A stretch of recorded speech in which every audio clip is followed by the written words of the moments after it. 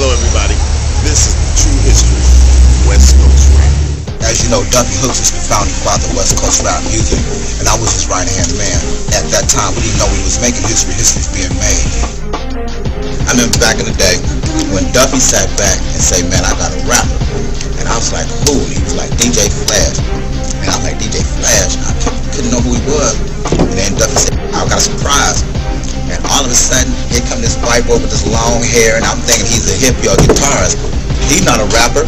Duffy was like, yes, he is.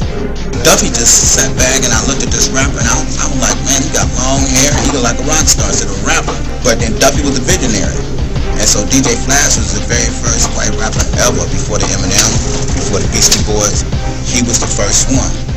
Like MC Foster and Loving C, the first gangster rap duo ever that came out with radioactivity rap, you know, and later became famous when Snoop and Tupac did it. Cuz, blood, gang bangers, a host of crips and dope slangers. You got to have knowledge in this world. You might get your person act before your eyes tore. You're doing your job every day, then you work so hard until your hair turned gray. See, that line was MC Foster and Loving C's line on radioactivity rap, and Snoop took it and blew it up way bigger. So see, that's just some of the history I'm going to share with y'all on Rappers Rap Disco and what we did and how it happened and how we set the tone for every rap label. We set the tone for Macomb Records, Priority Records. We set the tone for Death Row. We set the tone for Master P. We set the tone, you know, for Tony Draper. We set the tone for Sick Witted Records. We set the tone for Intermittent Records. We set the tone for Jason Elliott Blaine. We set the tone for Dangerous with Ronnie Phillips with the Bloods and Crips record. We set the tone for all those West Coast record labels that came after us. We set the tone for Easy Empire Records. We set the tone for Uncle Jam's Army. We set the tone. See, there had to be a first one, and thank God Almighty we were the first. We will never be forgotten. We were forgotten because a lot of people didn't tell our story. A lot of people didn't know who we were because we kept it street. We never went corporate and we never sold out. Now is the time. We kept it real. We got people trying to silence us and bring us down because there were people that would build things on falsehood. But now the falsehood is now over because God is now shining his light on everything that's real. Because whatever's in the dark will come to the light. So how long can you keep a giant down? You can keep him sleeping, but let me tell you something. Rappers Rap was like a man among midgets and a giant among men.